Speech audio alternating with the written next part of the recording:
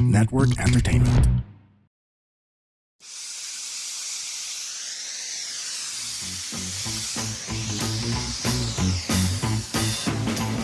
Welcome to Now Steaming. My name is Stan C, and with me as always is my co-host and my collaborator. She's one half of So Asian Hey. Comics, Kimberly Mas. And Kim, we find ourselves in a very different recording setup right now, kind of like Yep. back how it was in the old days when we would record online. But it should be fun because we've got an international guest that we're about to introduce in just a bit. But how are you as we head towards the last stretch of 2025?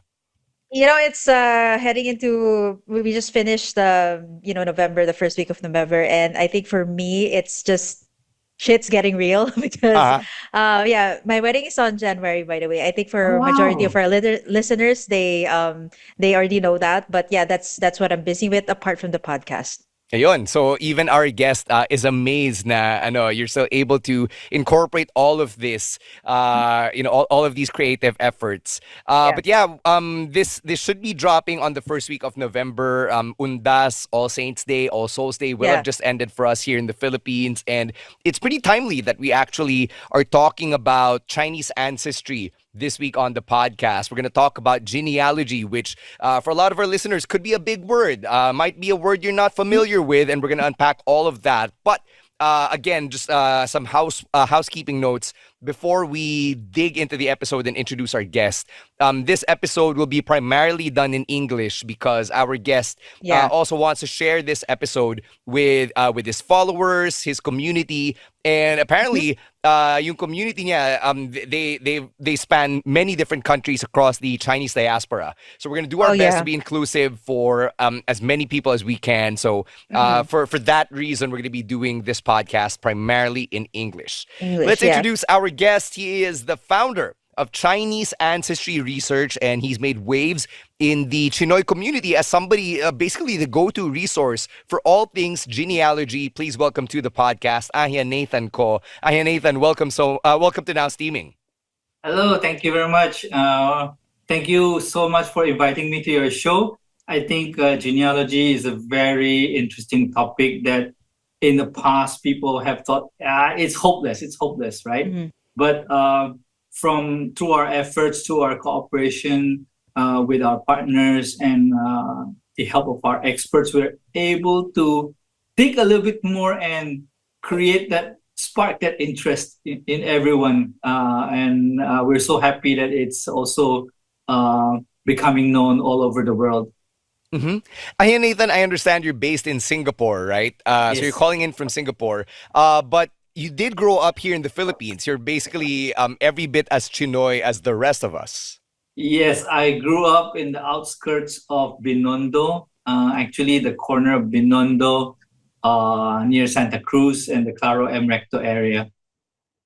So Hmm. that's where I run my errands, go to the banks, risk my life, in those streets with a lot of robbers and crime, but I survived. Mm-hmm. Yeah, Yeah. I'm also curious too, like, just to interject a bit here, Stan. Like, since you mentioned Binondo, Ahia Nathan, just want to know a little bit of your background, and for all of our, Filipino Chinese or Chinoy listeners out there, Mm. what school did you go to? What did you take up for college? Where did you go after that? I actually went to St. Stephen's High School, San Kong Hui, where my mom teaches. She was an elementary teacher, and my father is a famous doctor in the Binondo area. His name is Dr. Siling Pok. So the students in the around the schools there used to all know him. He has passed away. So I actually studied in St. Stephen's, grew up there. I went to the U.S. for exchange student program and returned to study at the University of the Philippines, Diliman, taking up metallurgical engineering. Oh wow.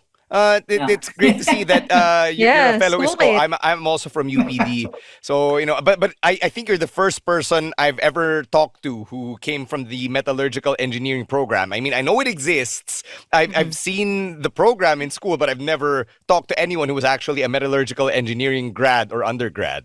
I was top of my class in the graduating class, and my dad said, "Why?" He said, "I was the only one who graduated." There were so few at that time. We started with I think 11 people. By second year, we were six, and then became five, became four. I think only about four of us graduated in our batch, Mm-hmm. and one decided he wants to sing, so he went singing with the madrigal singers.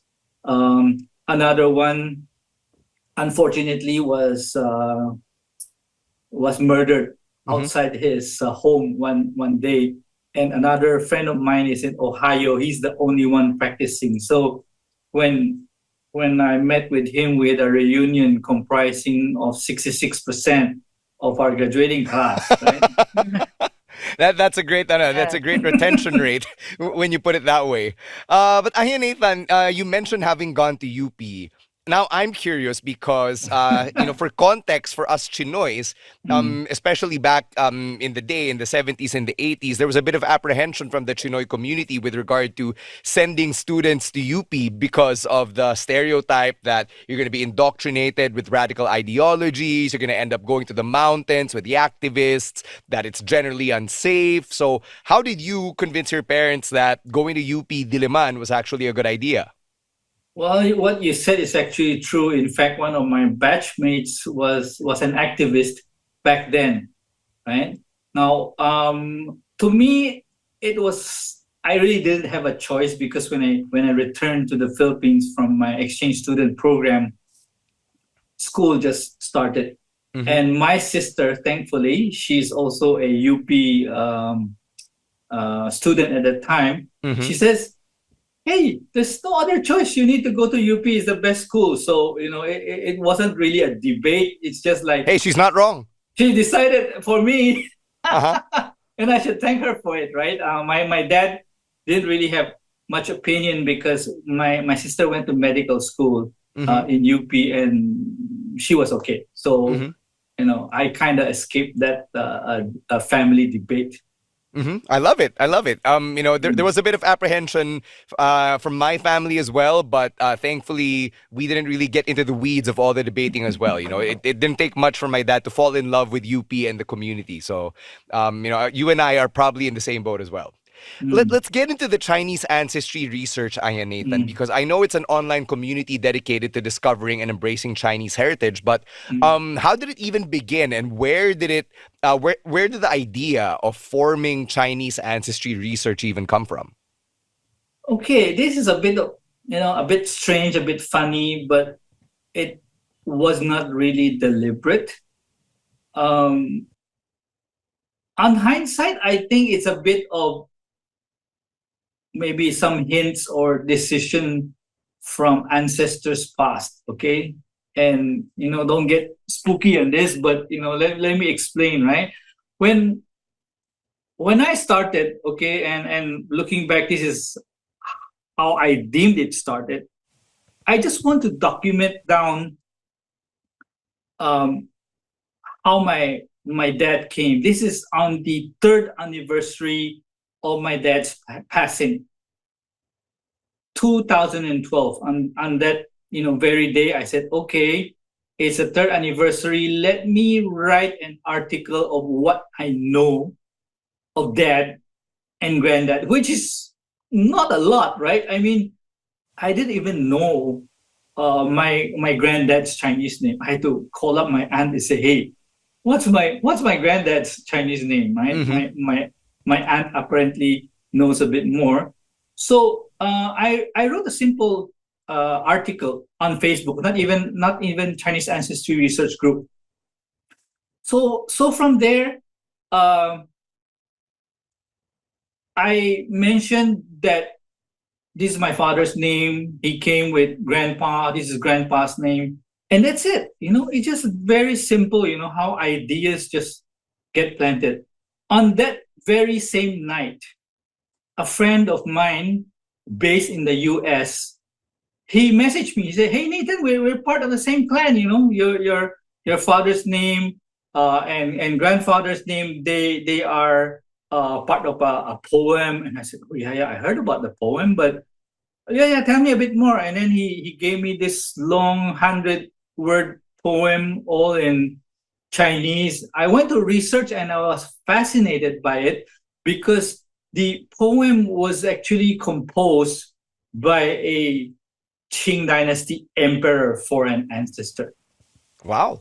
Now, so the next day I wrote about it to say, hey, I found out more and so on, right? So these ideas came in bits and pieces. So after a few years, I got some hints. I decided to say, okay, I want to write a bit about this topic, my grandma or my grandpa, right? One thing led to another. So every bit is kind of like a stepping stone towards, the next step. Mm-hmm. Mm-hmm. So fast forward, right, from 2012 until later part of 2023, I decided to basically just create a little blog to say, okay, what I found out about my ancestry, let me just put it here in the group. And for some reason, maybe the name was catchy. My daughter thought, Dad, why is your group's name so boring? Mm-hmm. But I said, yeah, it's appropriate. So some people actually approached me from the UK, say, hey, Nathan, I needed some help in looking for for information on my father, my grandfather.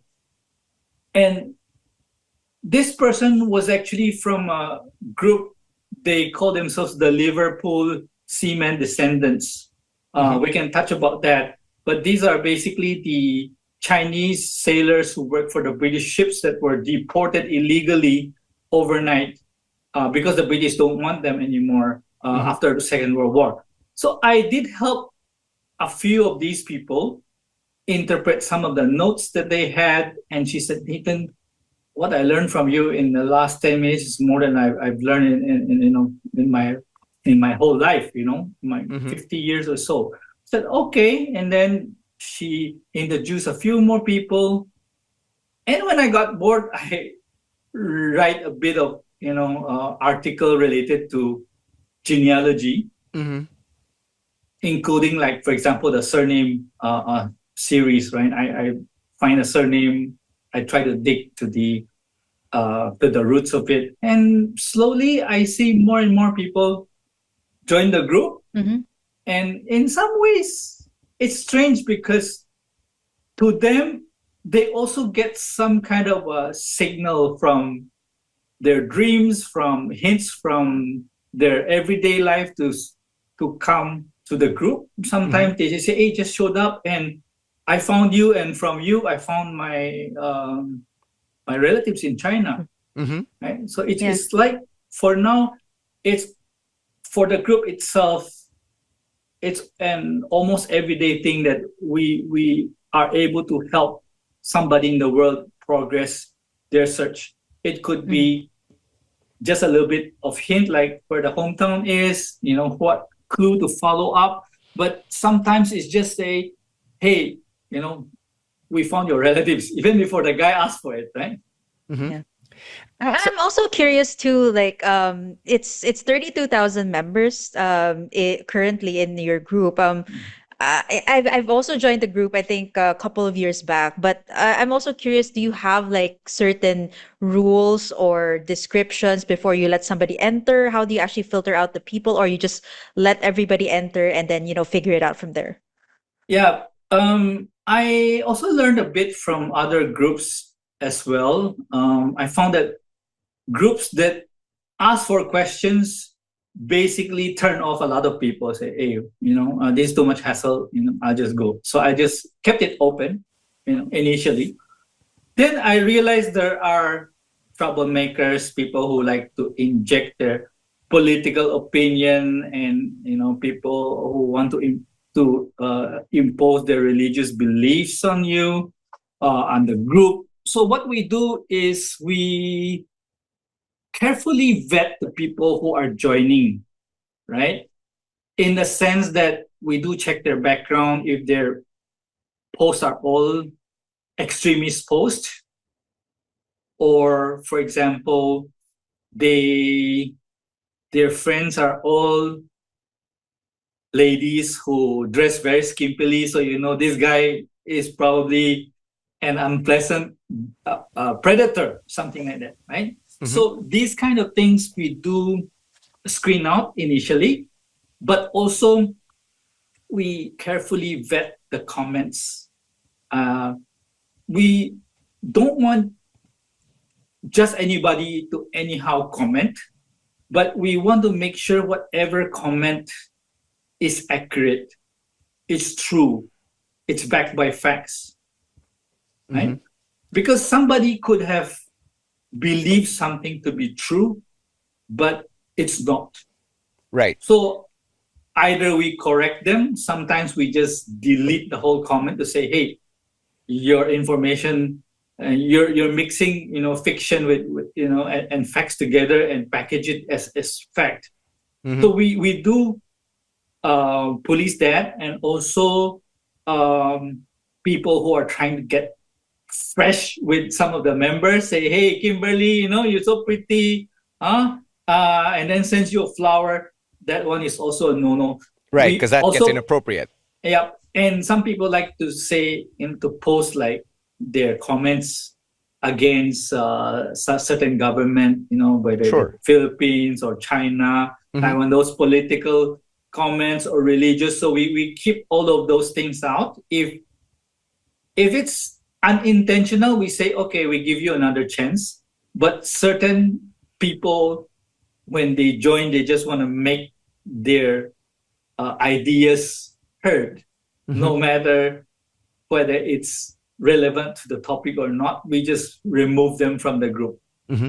It sounds like a lot of work going into policing a space like this, because it is a Facebook group, and as you said, the Facebook can still be the wild wild west on social media. So I totally understand where you're coming from. I've done my fair share of policing Facebook groups as well. I know it's not easy.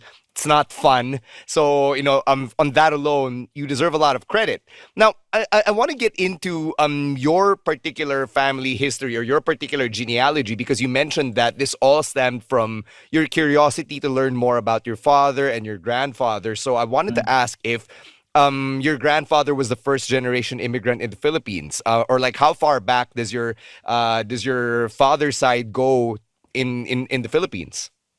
I thought initially that my grandfather was first generation, Mm-hmm. but after I met my relatives in China, I understand that my great grandfather was already visiting the Philippines and he died in the Philippines.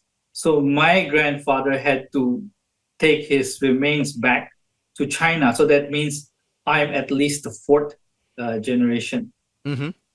Interesting. Mm. So, knowing that you're a fourth generation Chinese Filipino or a fourth Mm. generation Chinoy, Mm. what have you learned so far about your own genealogy? Like, how far back have you been able to trace? Are there any historical figures you may be tangentially related to? Some dynasty that you may have been a part of? Are you gonna invite me every week for the whole year to tell you the whole story? But I mean, it's really a Uh-huh. lot more than what we can tell in 1 hour, Sure, definitely. sure. Uh-huh. But just to name drop a bit, if you wanna Yeah, call it yeah. Let's that, do right? it. Let's do it. Um, I'm somehow related to Confucius, for example, Okay. because I found out I'm the 88th generation of my clan. All right. Right? 88 from the first Shi, which is my surname C. Uh-huh. I believe it's the same as yours, right, Stan? Yes, yes. That's right. Okay, so I'm the 88th generation. In the so my first generation ancestor, the first one who took that surname, is actually a prince Okay. of a small kingdom in Shantung province in the northern part of China. Mm-hmm. So he's generation one, right? My dad is gonna freak out when he hears this. So, fast forward generation seven, there Mm-hmm. was a lady who married a guy and she gave him 9 daughters. Mm-hmm. So the guy said, "Hey, I want a son, right?" So he went on to have another son with a concubine, but that Sure. son was deformed on his feet or leg, so he Okay. couldn't be the eldest. So this guy in his senior age took on another wife, and she gave birth to Confucius. Wow. Right. So That's Confucius' wild. father's first wife was an ancestor, although Uh-huh. not a direct, because I'm from the male side. Right. Right. Uh-huh. Okay. Uh-huh. Now, a few years later, after that, the so Confucius had a good relation with his uncle from the first mother's side, and one of the sons became one of his disciples. Mm-hmm. So this guy, in about 1,000 or so years after he lived, I believe it was Tang Dynasty emperor was trying to revive Confucianism. So he was honoring these past students, and this guy who's been dead for 1,000 years has been granted a title Lin Pu Ho, Okay. and that is the name of the Sea Clan Association in the Philippines, Lin Po Si, Limpok C. Lin That's right. Pu Yes. Ho. So that was named after the eighth generation of the Sea Clan. All right. Okay, I'm just going to Yeah, so now interject you here know. really quickly. Yeah, because I recognize Limpoxi, and I've told this story on the podcast before. Growing up, I would go to the Limpoxi Association gatherings every May Yeah. or whenever it was in the Yeah. summer, and I would get these ang paos, Ang these Yes, pao, red yes. envelopes with Yeah. with checks, just because Mm. I achieved like first honor or second honor, some Oh, Mm. yeah. academic achievement, right? So Mm. that's why Limpoxi is familiar to me and probably my sister. Mm-hmm. Yep. All right, so um, I don't want to speak out of pocket here, but based on what you just shared, does that mean that every Chinoy or everybody with the surname Si or Shi in Mandarin is tangentially related to Confucius? Uh, in a way, yes. Oh, Yeah, in a way, yes. we're on to something. The more you know. You see, when we were growing up, we thought, hey, yeah, somebody is just the same surname, right? Yeah. But what I found out is that these surnames go way, way, way, way back, a Mm-hmm. few thousand years. Mm-hmm. So, based on Chinese genealogy, it's not DNA based, by the way. It's not like Western genealogy. Hey, how far back can I go? So when you go to what 5, 7 generations, is like the margin of errors become a little bit higher. Mm-hmm. But in Chinese genealogy, it means who carries on the family name, and Okay. that's very important, because when somebody dies young, or maybe is childless, he may adopt a son. And if this Oh, yeah. person gets adopted into the family, he takes on the family name. So that He counts. Mm, he he is still treated like no different from yeah. someone who is biological, Okay. Yeah. right? So, Okay, so I for think example, I adopt a son. That son then is considered the next generation of our line. Is that what you're saying? Yes, yes, I yes. see. Oh, wow. I think I'm very familiar with this. I really have to add this to the pod because I've heard this several times from, well, this is from my mother's side. My grandpa from my mother's side has quote unquote adopted siblings. And I actually never fully understood like Mm, why, the need to have like a lot of siblings, but I think he had like two adopted siblings sans his four siblings. So I was like, okay, mm, it's my mom would always say, they're not blood related, but there are cousins, things like that. So I never fully understood the reason until you actually brought it up today. I'm also really curious too, since you guys are talking about surnames and passing down the the tradition and everything else, and being part of that family line. For mm, me, as you can see, my surname I actually found out recently that it's not a bought surname, but it's actually a surname that my late grandpa or from my father's side adapted from his stepmother who is a Filipino, but not his birth mother. So his birth mother is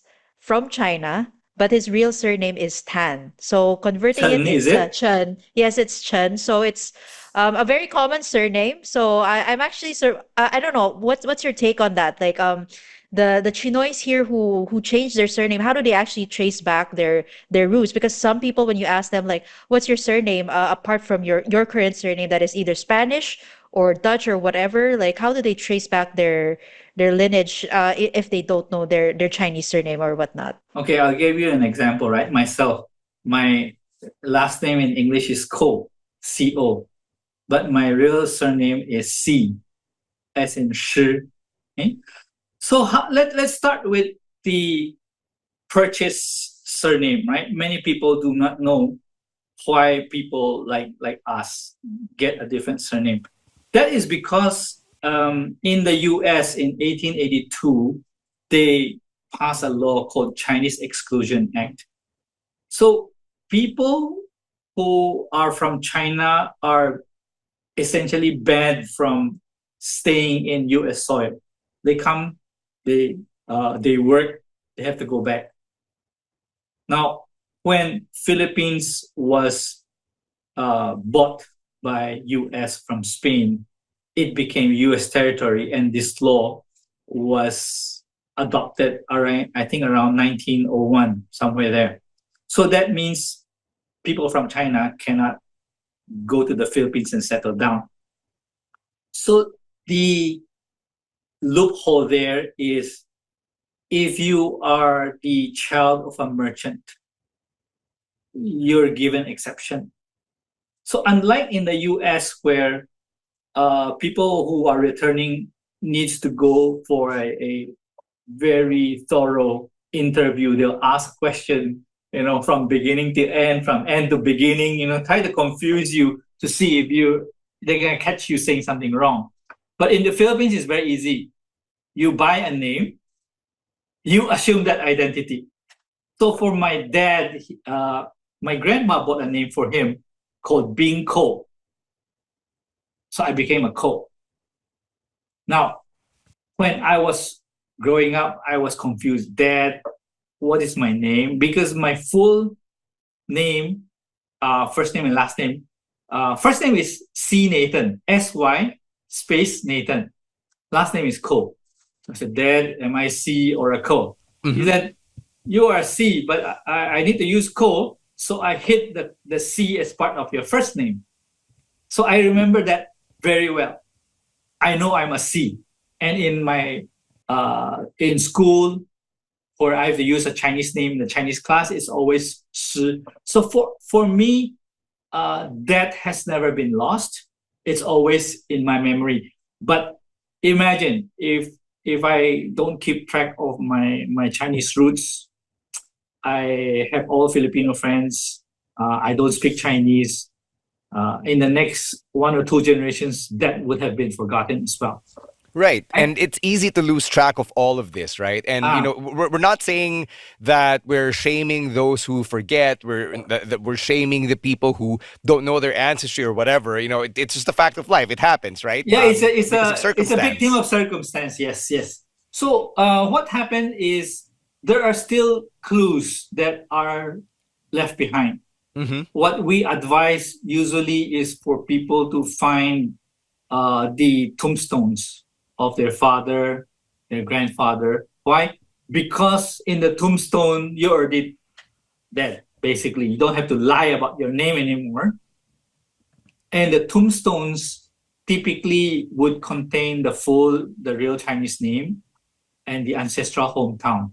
So based on those tombstones, with that, sometimes when you go back to the village in China, they still have records of your grandfather, great grandfather, great great grandfather. So from there, they'll welcome you back. Okay, so that's a very common thing. But some people don't have that.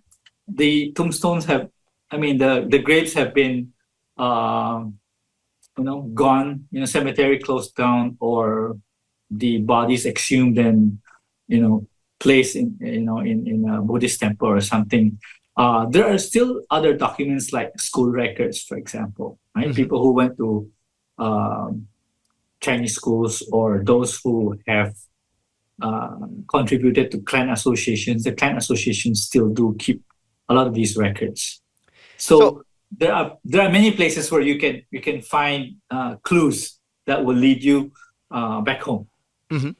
I want to get into the research just so we have a broad strokes idea. I'm sure it's a very complicated process, but can you give us an overview of how the research is done and what materials you need to deal with all of the stuff you need to find? Okay, basically the first case is to see if a person has the tombstones or not, right? We typically will ask for the person to say, okay, show me an image, right? You claim this is your ancestor. I will say, okay, I want to see proof. Why? Because oftentimes when you ask for proof, especially from Filipinos or Filipino Chinese, they'll give you a birth certificate, right? Or something like that. And they don't know that birth certificates are often fake, Mm-hmm. right? So in the case of my father, the birth certificate is fake, the hometown is fake, the name is fake. So if you try to research on fake people, you get nothing. Now, so looking at tombstones, sometimes they're degraded. You have to decipher. Um, Best is if you have tombstones of more than one generation. Let's say your grandfather and your father, or your grandfather and great grandfather. From there, sometimes we reach out to our network in China, or people who are more familiar about a particular village. We sometimes even send people down to the village, volunteers to check out, let's say, an ancestral hall there, can go and ask questions. People who, the town may have kept a tupu. A tupu is an ancestry book Mm. listing down your ancestors, right?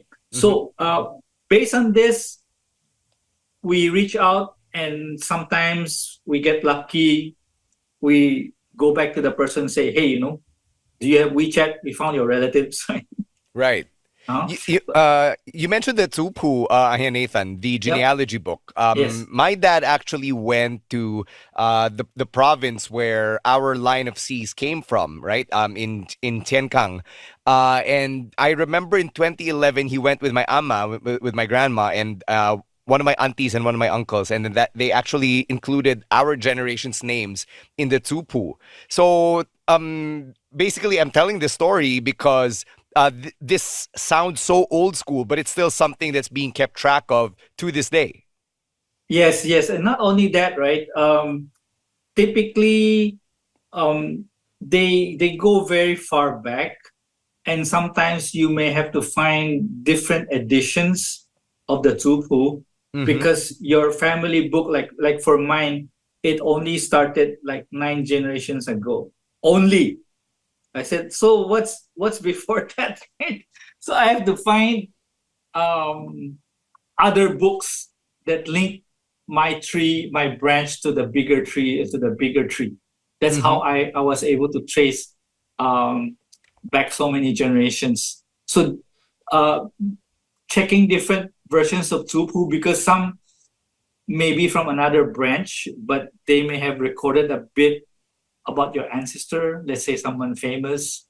So you gotta string all these information together to complete the full picture, right? And you mentioned you're you're also a C, and you're from Xinjiang. Mm-hmm. So sometimes from the name itself, we can tell you a lot, right?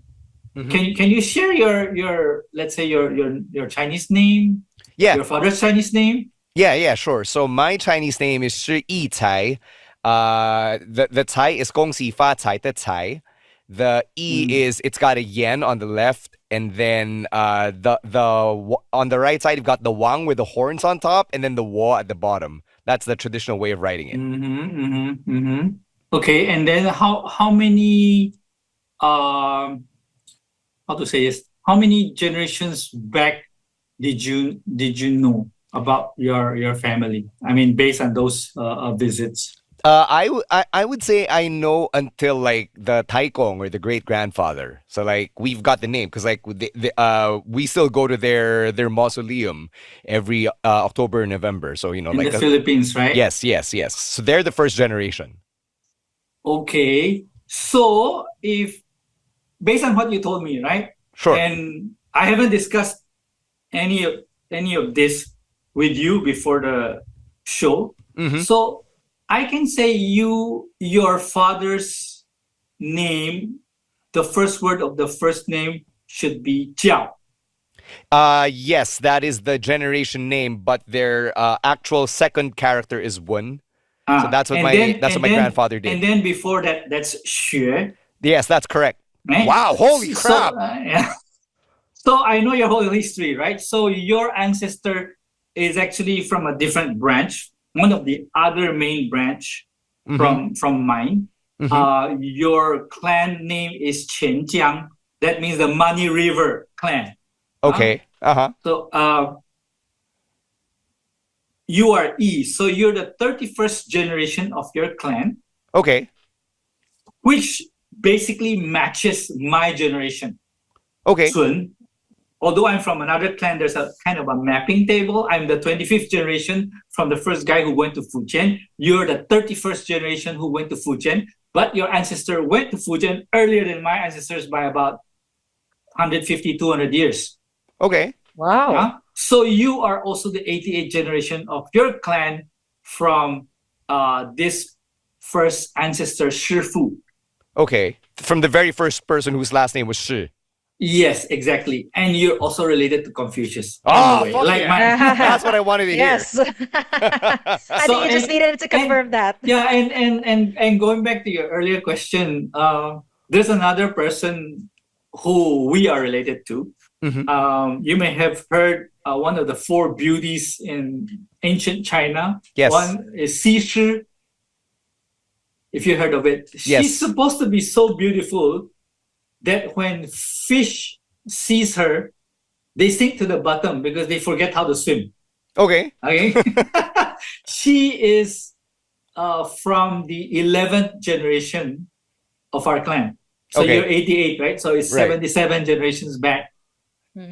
Interesting. I love it. I love it. I love what we're learning here. So you see, based on this generation poem, that's one of the other means where we do our research, right? So based on this name that you've been given by your father, and I almost already knew you're from which branch, right? In the beginning. Then from there, I would most likely know your whole history, right? Who went to Fujian first, and if I have your hometown, I can reach out to some people, and they may have just say, "Hey, we found your relatives," right? Like for example, one about a year ago, there's a guy who messaged me say, "Hey Nathan, I'm looking for my ancestors, right, in China." So he happened to be like a Shi, but from my branch. So I said, "Okay, so this is your father's name, and what's your Chinese name?" He said, "It's Shi Ji Chun." I said, "Why is your name wrong?" He said, "What do you mean?" I said, "Your name is wrong because the Chun should be the second word, not the third word of your name." And he laughed. He said, "Yeah, my dad was trying to be funny." So I said, "Okay, you write me a post, about your request, right?" When he posted, the first message I told him was, "We found your kid in China, and your grandfather has a message for you. Oh, wow. He wants to introduce someone very important. That person is you. Your name is Shi Chunji." And not only that, I showed him a page from an ancestry book that he has never ever seen in his life with his name in the right way that I told him that it should have been. Wow. right?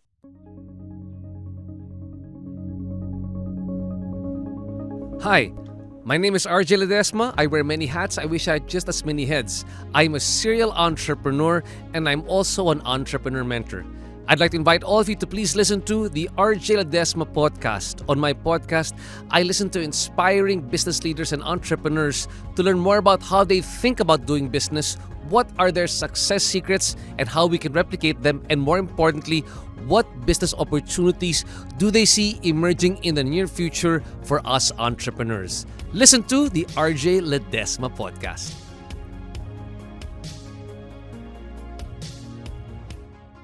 And he cannot deny because his father's name was there, his uncles and his grandfather, and it goes way back. Right?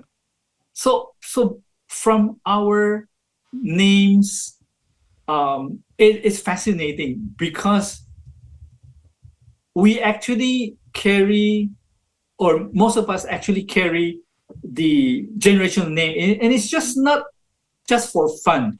So Yes. these generation names are from a particular poem that our ancestors would have said, okay, this is the ideal of our family, of our clan. You better live by these, great ideals, honesty, integrity, and so on.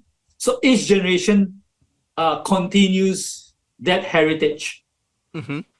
Huh? Yeah, this is interesting too that you guys are talking about, the ancestry book and everything else. I Mm. actually only had that experience with my mother's side. So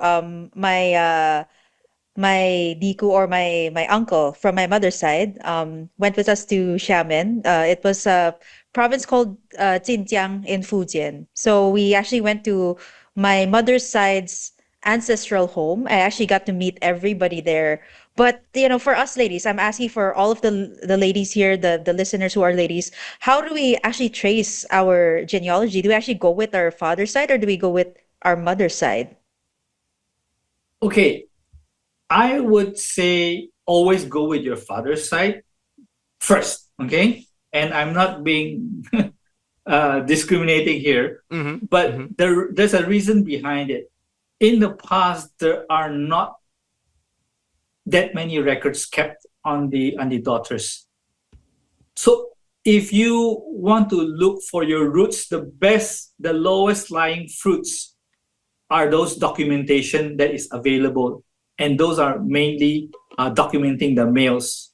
So you look for the male side first. You look for the documentation, and that's how you start your search for your female side, from your grandma's side, and so on.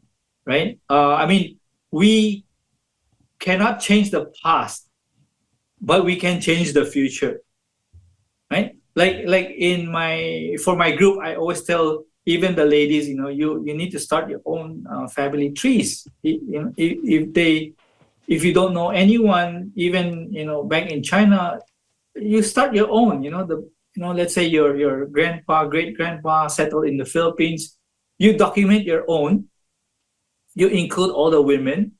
Some people actually curse me for that, in my group, but they no longer in my group. Okay, like one of my experts said, right? The number one rule in the group is don't piss off the admin, right? Mm-hmm. That's the number Sure. one rule, right? Right. Right. So I say that women today have as much right to keep track of your genealogy, and even those most diehard people, I tell them this because I say, you don't keep the women, your line is gonna die in 2 generations Mm-hmm. because the males don't care. Mm-hmm. Yeah. So Yeah. in the later generations, like even for me, I've started keeping my own, a separate tree that includes the females, and a lot of the clans, in fact, have generational names for their daughters. Imagine that.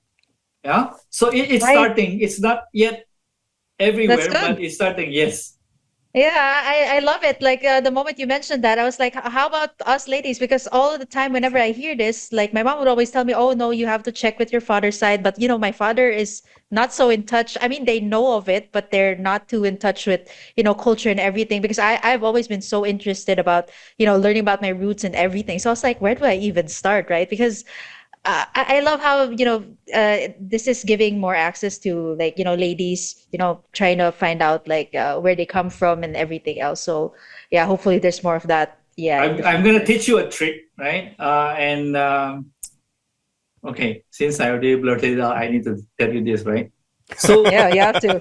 Yeah, there's no typically, choice. Don't keep the let's anticipation say there. in China, right? They keep track of the trees and so on. Now, they typically also find branches overseas as a kind of a prestige, right? Hey, our descendants are all the way to America, Europe, Philippines, Singapore, and all that, right? Now, as a lady, you can say, okay, my great grandpa came to Philippines, so I start to document my tree, right? The whole branch. So you're the only one, you're the chosen one, you're the only one interested, right? Fine. So after you build your tree, let's say 30 people, 40 people, that's an asset. Okay? Now, when you eventually find your kin in China, they say, hey, glad we got connected. Hey, we want to get your tree. Say, hey, I have my tree, but if you want it, you have to take it whole, right? This is my tree. Either that or you don't get it, right? Hmm. So you have some kind of a bargaining power now, right? You have something that they want. Now, I'm actually curious also how they feel about, let's say, women actually putting out their trees. Like I'm talking about the ancestors or the relatives that we have in China. How do they feel about that? Different clans have different rules, and some are still pretty conservative, I would say, right? So we have to respect that, correct? However, there's nothing stopping you from making your own tree, correct? Now, I know what I'm saying may be unconventional, right? The rules are like, hey, it's only males and all that. But think about it, right? If you extend logic a little bit, for example, Stan, you are the 31st generation of your clan. Hmm. That means 31st of the guy who first settled in Fujian Hmm. from Henan. Hmm. Okay. So if you go back to China, go to your hometown, you may find a zupu, sometimes even with a long list of family rules. You cannot, marry someone from this line. You must, I mean, there's a whole few pages like a Deuteronomy, but for your family only, what Hmm. you can or cannot do. Right. Yeah. So who makes the rules? Basically, the first guy who went to Fujian, right? Okay. Or his descendants, right? Now, if you look at it, you're in the Philippines now, right? Hmm. And if you're the chosen one, you are basically the one who carry the heritage, right? Okay. So basically, you're from a new branch, right? So I get to make the And extent rules. you make the rules, right? Yeah. I So love so that. so Kimberly, you can basically make your own rules. Technically speaking, right? Well, if they Because if don't you're the like only one who cares, then you're basically the only one who Yeah, gets to set the ground rules. exactly, exactly. This is like and making a new house in like Game of Thrones or something. It right. feels like that. So Yeah. you don't have to follow everything, right? We try um to conform. We try to accommodate, but there are certain things that we we want to insist on, right? Hmm. Correct or not? So if we take this logically, and in fact, I like a lot of our members find it refreshing because we kind of interpret these rules in a more modern context, for us to continue our heritage, our going back to our roots, uh, trying to accommodate but also introduce new ideas so that our lineage don't die, our heritage don't die, and they continue and to go on and even flourish. Right? Nathan, I want to zoom out here and ask about the Mm. current reach of your research. You say that you've technically been doing this since 2012 when this first started out as a seed in your brain. But how far has your research taken you today? Like, what have you Uh, learned on a macro scale? I basically found the links back 88 generations. So our first ancestor was the third son of a Duke. That's how they translated Duke, Duke. Yeah. Huh? Mm-hmm. His name is Lu Hui Kong. Mm-hmm. But before him, there are previous sovereigns as well. He's not the first. But if we trace back, Stan, Mm-hmm. our lineage actually came from the family of the founder of the Zhou dynasty. Okay. So the founder of the Zhou dynasty, the King Wu of Zhou Wang, he basically defeated the previous dynasty, the Mm-hmm. Shang, and he has 10 brothers, 10 including him, from the same mother. So he is the second son. Our ancestor is the descendant of the fourth brother. So his younger brother, who helped him raise his son, because he died soon after he founded the dynasty, Mm-hmm. 3 years. So his son was still young. So this uncle supported him and put down rebellions by the other brothers. He was given a fief called Lu in Santong. So if you go to Quezon City, there's a restaurant called Shantung Restaurant. Okay. It's called Lu Yuan. Why is it Lu Yuan? Why is it connected? It's because Lu means Santong, and Santong is where our kingdom was. Okay. So even the owners didn't really understand why Lu Yuan become Santong restaurant. I had to, I wrote an article that explained this. Right. So going back to the Zhou dynasty, those brothers, their descendants became the Chua, the Cai, or let's say Chen and all that. So a lot of these different clans actually came from this Zhou dynasty family and friends, so to speak. Now, if you go back, the founder of the Zhou dynasty also has ancestors. So you can still go back another, a dozen or so generations, all the way to Huang Ti, the yellow emperor, the guy who invented the compass, and his wife invented silk, right? So about 4,700 years can go back, about 115 generations for our clan, the Shi clan. Although the earlier generations, they have a different surname. Right. So now for Kimberly, let's not leave out the ladies here. Huh? Yeah, Kimberly, your Chen is even older than the Shi because the Chen founder was enfeoffed in the state of Chen in around 1046 BC, or a bit later, 1 or 2 years later. So that first ancestor, his name is Hu Gongman, or Chen Hu Gongman. He's the ancestor of the Chen. Eventually, somewhere down the line, there's also a Chen dynasty. And you should look at that because your ancestor kind of ruled about a third of China in the southeastern coast, China, Chen dynasty. Hey, so if Stan has Confucius, yeah, yeah, So- I have this. I have this.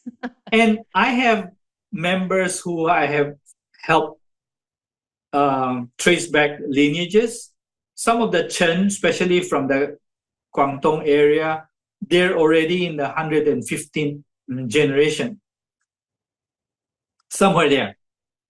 So technically, you can find up to 150, generations back. But let's admit it, you know, ancestors more than 3,000 years ago, it's kind of mix of myth and legend, right? Because writing wasn't really, mature yet, and It the feels record, surreal yeah, to hear that. Yeah, I mean, record keeping is also not that, popular. Yet, don't forget, we are doing Chinese genealogy, not Western DNA, right? So as long as the guys in our troop who is our ancestor, correct or not, right? yeah. How do you feel about since you were talking about like, Western genealogy and, the Chinese genealogy, there's also this thing going around, wherein you take a swab of your saliva or a piece of your hair, and then you can get your actual heritage. It's very interesting that this is a bit different for the Chinese people. I'm also curious, since Chen or Tan is a very common surname here in the Philippines. Does that mean I'm also related to all of the Chens here in the Philippines? Because in my class, we've had at least like two or three people who are Chen. So does that mean I'm also like related to them somehow or whatnot? Yes, definitely, right? But do keep in mind that for every clan there would have been certain adoptions, somewhere along the line, right? There's also entire communities, like especially when the Han dynasties would absorb certain Mongol or other ethnic tribes. Sometimes they're all forced to change their name to a particular surname, right? So does not necessarily mean exactly by blood, but from a Chinese genealogy perspective, you are related because you're from the same clan, right? So people who were taken into your clan becomes a member of the clan, and that's what we're keeping track of here. Here, Nathan, I want to talk about what this all means to you, like individually, because we've spent quite a bit of time, getting into Yeah. all of this, and it's really a lot of fun. I see you're enjoying it as well, but I want to ask you why this is so important to you. Just digging into your roots and going through the entire family tree and all the branches and all of that. Well, it feels surreal talking about it, but it seems that whereas Kimberly, you could have been the chosen one in your family who is the only one interested. And Stan, you could be feeling that way.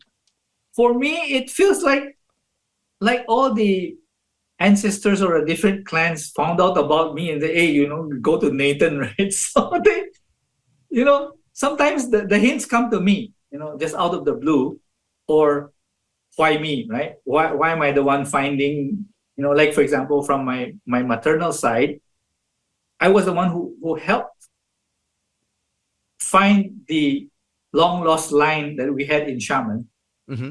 Why not someone who's a direct son? Correct. Yeah.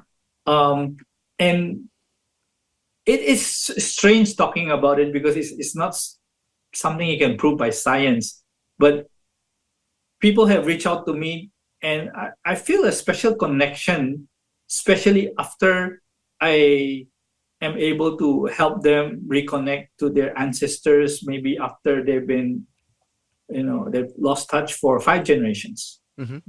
Sometimes it's just like it dropped from the sky. For example, in last month, I took a group to Chaozhou. It's in the eastern side of Guangdong, bordering Fujian, right? They call themselves Teochew. So this guy says he just wanted to find the long lost uncle. After his dad passed away, they lost touch. I said, okay, so what's your dad's name, your granddad's name? So he sent it to me. I sent it to a contact in Chaozhou of the same surname because I realized that their village is not far away.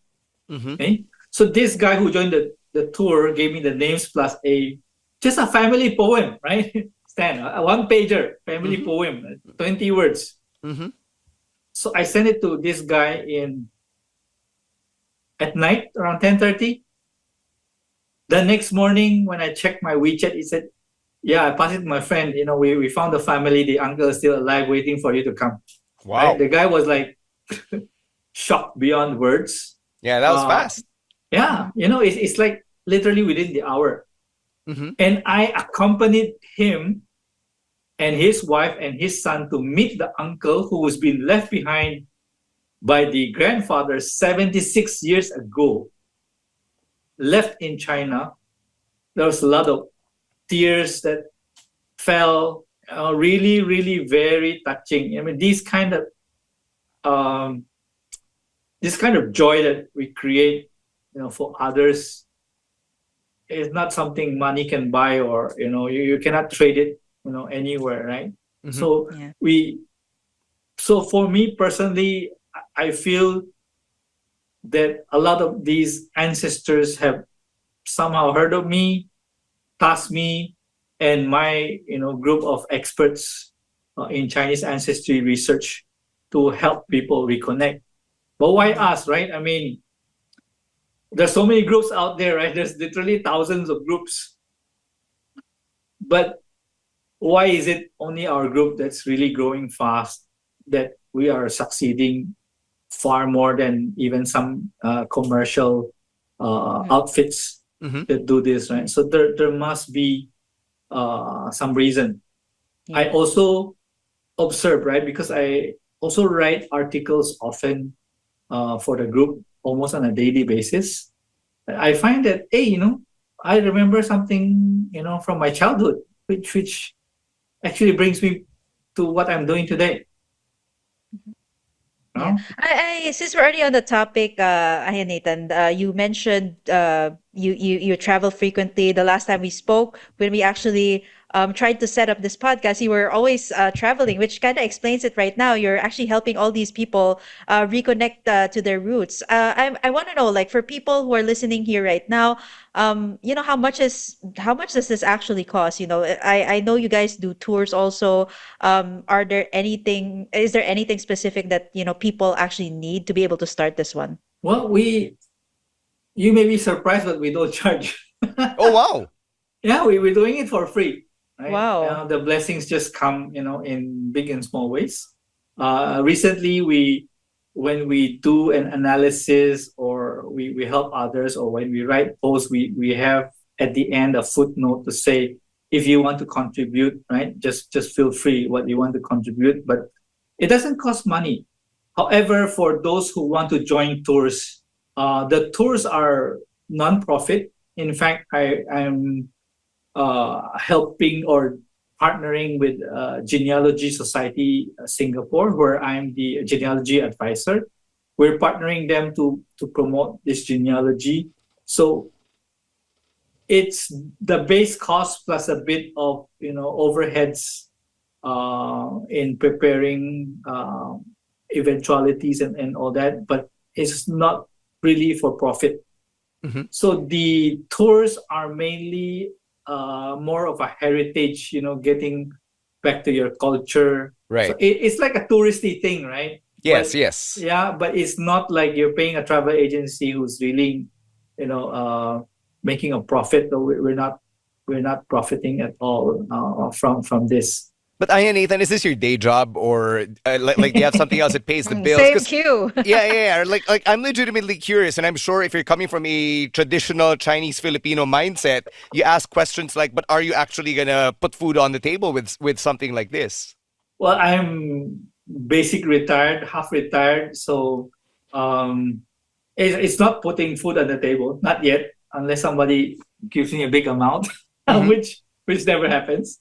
So it's just fun, right? How many of us have really found something we want to do, till we shut our eyes for good, Okay. right? Something passionate, something that you're creating the kind of joy that people will remember till their dying days. Mm-hmm.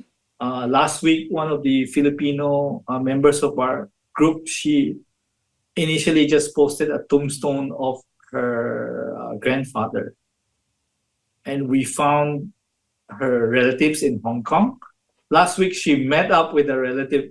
He actually visited the Philippines. So it was Hey. quite amazing because I don't think she expected it, right? There's a lot of these little things in life that are blessings that money cannot buy. Mm-hmm. And I feel that's something that keeps us going for not just for me, but also for the experts in our group who also devote their personal time, family time, doing a lot of this research. I want to ask on behalf of our writer. We have a writer on the show. His name is Ranel Cheng. Okay. Ranel's story is pretty interesting because his uncle, his grandfather, arrived in the Philippines from Fujian, married a Filipina grandmother, and then died when Ranel's dad was very young. So his interaction with the Chinese community is little to none. And I encountered him in college. We were classmates, and then many years down the road, we reconnected, and I pulled him into this little project to talk about the Chinoy culture and the community and everything. And that also helped spark his interest in reconnecting with his culture and his roots and all of that. So for people like Ranel who want to reconnect and know more, what's a good first step if they want to know more about their family history? First is tombstones, right? That's the number one, tombstones and documents. Now the second step would be can go in parallel, is to interview the relatives who are still around, right? Your 90-year-old auntie or uncle. You can also reach out to let's say your father's best friend, right? The guy he hangs around with.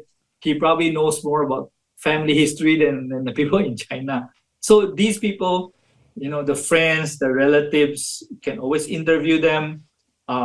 Take a video, right? When you interview them, because they may not be around, you may want to go back and review what the person said. School records, community records. Like, I found that this is really amazing. Those who are more successful in finding their roots are oftentimes the descendants of ancestors who are generous to the community. Those who have donated money, help schools, charity. In my case, my maternal side, right? For example, I wouldn't have found my kin in China because it's all lost touch. You go to the ancestral hall, it's all gone. Now, so how did I find? Because I was writing an article, a boring article that I hesitated writing, but I said, hey, I gotta write something. Yeah. I was writing about this ancestral hall that is not really ancestral hall, but more for the, Fujian has a lot of gods, right? Mm-hmm. So I was asking, so what's the name of this god? I don't know. So I asked my friend, and I told him what I was doing. And later on, he said, is this your grandfather's name? I said, yeah. Are these your uncle's name? I said, yeah, almost same sound, but different writing. And he found it. Why?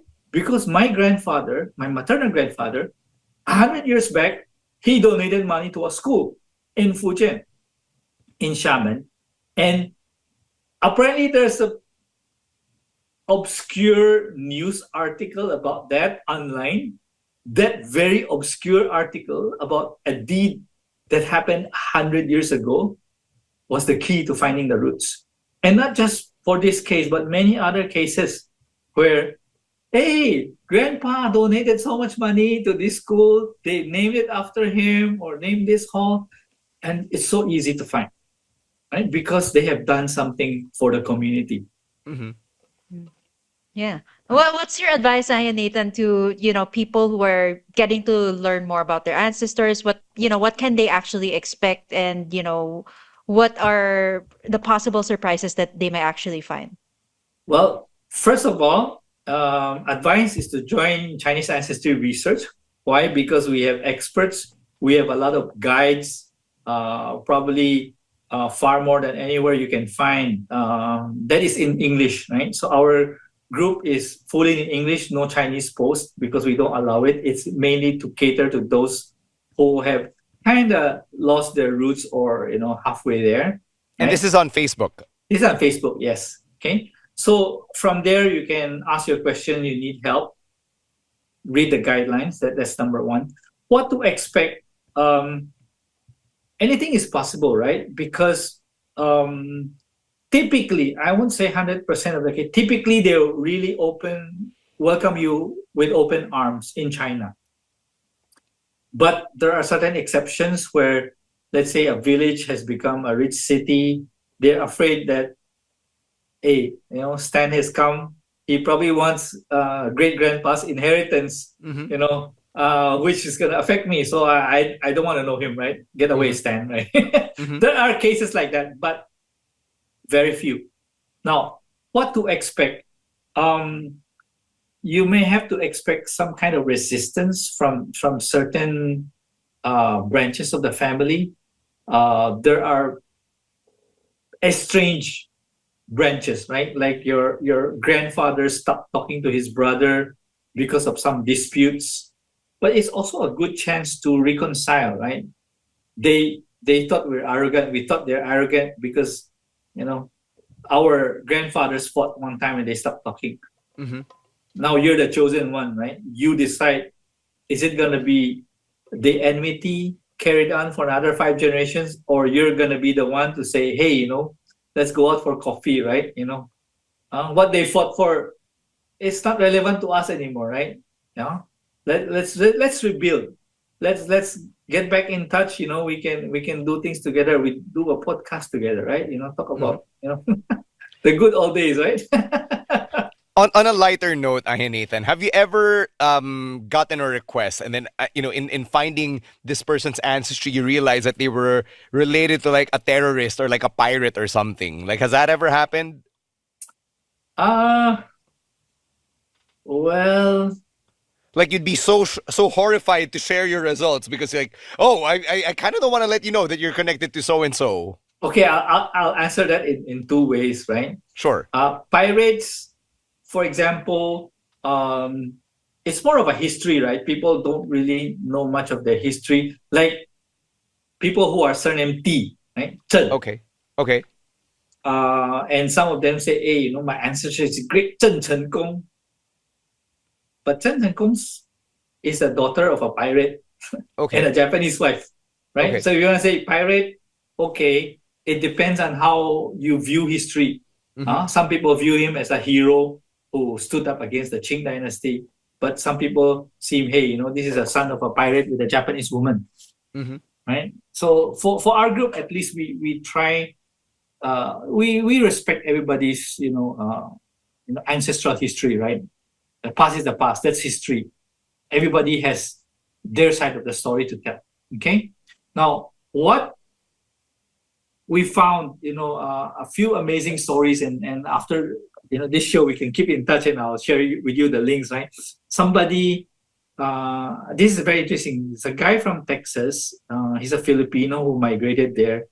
He showed a part of his tupu that somebody shared with him, and I helped him interpret it. In fact, I found an online version that's more complete.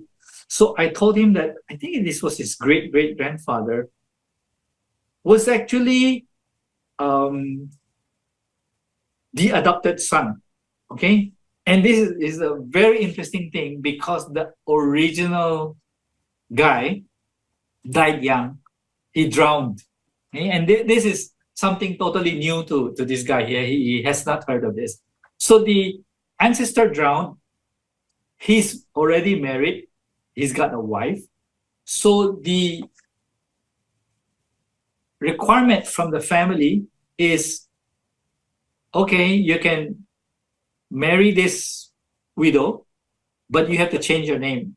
You have to change your surname to the surname of the original husband. Okay. Right? So the funny thing is, or the interesting thing is, this ancestor was adopted. He took over the second son slot. Okay. But he's younger than the youngest son.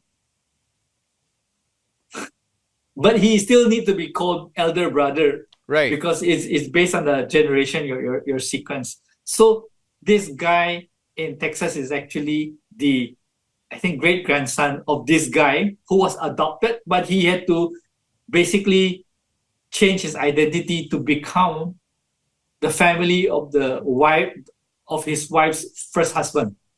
That's wild. Yeah, so That's so so wild. it's not like you're marrying into the girl's family. It's marrying to the girl's ex-husband's family. Yes, So yes. it's kind of interesting, but it does happen, right? Mm-hmm. Yeah, it's pretty fun. All of these stories that we've shared, and I know we said we were gonna go for an hour. We've clearly gone well past that, so we're gonna have to wind down here. But so I just want to say, Ahi and Nathan, thank you so much for being so generous with sharing all of these with us because my mind is blown. This is way more fun than I thought this episode would be. Thank you very much for inviting me, and please do get in touch. Via Yeah. Facebook. Can join my Absolutely. group. Yeah. Can send me a message on FB Messenger. I have a lot more stories to share with you, and also some documents. Like I have a chart that I created that maps you to the family of, let's say, Henry C. Right? The generation. So you Hmm. can say, okay, like Henry C. Senior, the guy who passed away, is Yes. actually our great grandfather's generation.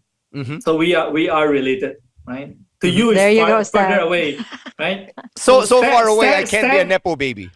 Yeah. Stan is my cousin. Okay, now I call him cousin, because he is my uh around 29th cousin, right? People say your second cousin, third cousin. He's like my 29th cousin, right?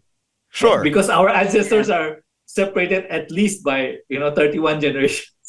I love it. Yeah. At I love least, the sound at of that. least, right? Uh-huh. And you can actually, if you go back to China again, or maybe your father must have kept a copy of your zupu, Hmm. you can in fact trace back to see where our ancestors actually branched out. All one of right. my one of my earliest encounters is with a friend whom I also helped, um, with or he actually helped me understand these things when I was getting started. Eventually I found that he is related to me in a way that his ancestor 20 20 generations back is my ancestor 18 generations back. Wow. Okay. And so I got him to draw his tree, and I can literally connect those 20 those the branches back to that same root, right? Mm-hmm. Here, Nathan. Again, the group is Chinese Ancestry Research, and it's the first group that pops out on Facebook if you search for it, right? Usually, yes. Mm-hmm. And if people want to message you, can they message you directly on Facebook as well? Can they Sure, just look for sure. Nathan Co? Yes, yes. I mean, there are a few Nathan Coes, not a lot, but there Mm-hmm. are still others. So best to go to the group itself and Find you from there. yeah, because I have posts almost every day, Sure. so Mm-hmm. it's less chances of sending a message to the wrong person. Mm-hmm. All right, and as we zoom Perfect. out here, we're just so appreciative of this opportunity to talk about this and to hopefully spark some interest in one of our listeners in tracing back the roots because like many of the Chinese diasporas, we Chinois, we also have a lot of rich stories to tell, Mhm. right? And the Yes, yes, genealogy reminds definitely, us yeah. that our ancestors, they're not just figures from the past, they're not just forgotten names or ghosts or whatever, they were once living breathing human beings. So we hope They're that real. in as much as this sparked so much interest and learning from me and Kim, that the same is also sparked in you, and we want to say thank you again to Aya Nathan Ko for helping us with that Mhm. through today's episode. So thank you so much, Aya Nathan. Thank you, thank you. More power to you, both of Yeah. you, and Thank you. your Thank you. podcast. Yeah, And if thanks. you want to reach out to the podcast, if there are other stories or other topics you want us to talk about, or if you want like a part two of a genealogy episode with Ihan Nathan, hit us up. We are on social media. It's at Now Steaming Podcast on Facebook or Instagram. Individually, for me, it is at _Stancy. Yeah, for me, it's at Kimberly Mass or at Asian Comics for my other works. But yeah, wow, it's so much to unpack, so much to learn. But once again, thank you so much to Ahi and Nathan Ko for today. Thanks, and nice meeting you, Kimberly, and cousin Stan. Huh? Yes, Cousin. cousin. Yeah, there you go. And as we end this episode, we're gonna leave you with the note that we always do, that not all Chinoys or hindi lahat ng Chinoy. Dishonor to the ancestors. Thank you for listening to Now Steaming. Now Steaming is hosted by Stan C, Kimberly Mas, and Cedric Cheng. Renel Cheng is our writer and researcher. Our show is produced, mixed, edited, and mastered by the Pod Network.